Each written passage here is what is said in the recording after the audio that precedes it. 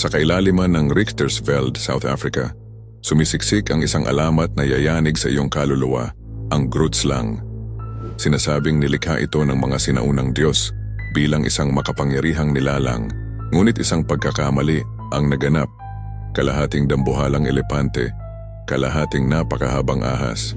Nang mapansin ng mga Diyos ang kanilang pagkakamali, hinati nila ang Grootslang sa dalawang nilalang, elepante at ahas.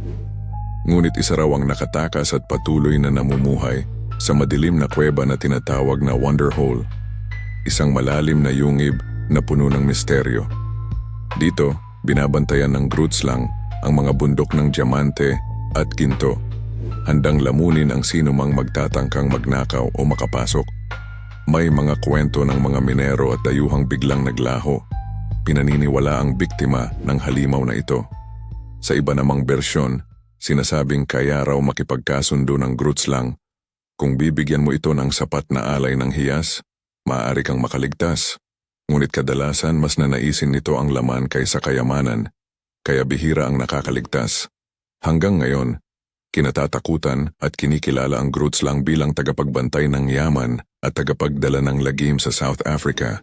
Isang alamat na patuloy na bumabalot sa mga kwento ng mga lokal at mga manlalakbay.